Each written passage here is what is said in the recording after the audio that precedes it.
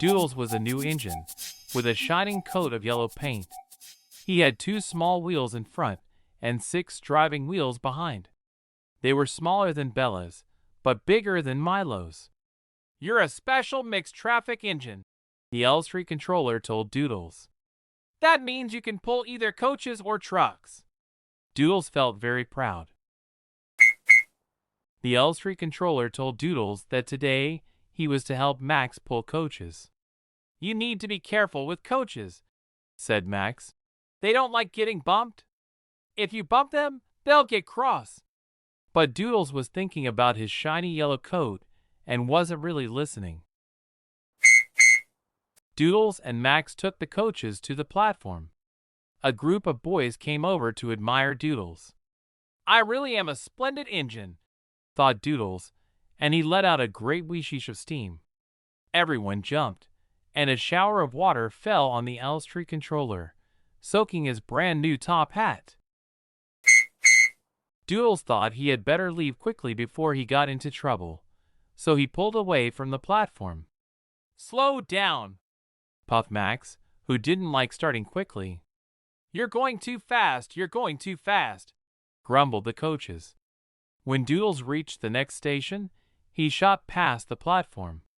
His driver had to back up so the passengers could get off the train. "The Elstree Controller won't be pleased when he hears about this," his driver said. Doodles and Max set off again and started to climb a hill. "It's ever so steep, it's ever so steep," puffed Doodles. At last they got to the top and pulled into the next station. Doodles was panting so much that he got hiccups and frightened an old lady who dropped all her packages. "Oh dear, the Elstree Controller will be even angrier now," thought Doodles. The next morning, the Elstree Controller spoke to Doodles very sternly. "If you don't learn to behave better, I shall take away your yellow coat and paint you brown," he warned. "Now run along and fetch your coaches." Doodles felt cross. "A splendid engine like me shouldn't have to fetch his own coaches," he muttered. "I'll show them how to pull coaches," he said to himself, and he set off at top speed. The coaches groaned and protested as they bumped along, but Doodles wouldn't slow down. At last the coaches had had enough. "We're going to stop! We're going to stop!" they cried, and try as he might, Doodles found himself going slower and slower. The driver halted the train and got out. "There's a leak in the pipe," he said. "You were bumping the coaches hard enough to make a leak in anything." The guard made all the passengers get out of the train. "You, sir, please give me your bootlace," he said to one of them. "No, I won't," said the passenger. "Well then, we shall just have to stop where we are," said the guard. So the man agreed to give his bootlace to the guard. The guard used the lace to tie a pad of newspapers around the hole to stop the leak.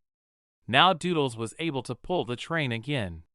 But he knew he was going to be in real trouble with the Elstree Controller this time. When Doodles got back, the Elstree Controller was very angry with him indeed. For the next few days, Doodles was left alone in the shed in disgrace. He wasn't even allowed to push coaches and trucks in the yard. He felt really sad. Then one morning, the Elstree Controller came to see him. "I see you are sorry," he said to Doodles. "So I'd like you to pull some trucks for me." "Thank you, sir," said Doodles, and he puffed happily away. "Here are your trucks, Doodles," said Milo. "Have you got some bootlaces ready?" And he chuffed off, laughing rudely. "Oh, oh, oh," said the trucks as Doodles backed down on them. "We want a proper engine, not a yellow monster." Doodles paid no attention, but pulled the screeching trucks out of the yard. Doodles started to heave the trucks up the hill, puffing and panting. But halfway up, the last 10 trucks broke away and rolled back down again. Doodles' driver shut off steam. "We'll have to go back and get them," he said to Doodles. Doodles backed carefully down the hill to pick up the trucks. Then, with a peep peep, he was off again.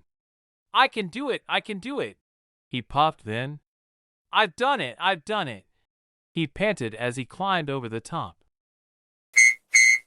When Doodles got back to the station, the Elstree Controller was very pleased with him. You made the most troublesome trucks on the line behave, he said. After that, you deserve to keep your yellow coat. Doodles was very happy. He knew he was going to enjoy working on the Elstree Controller's railway.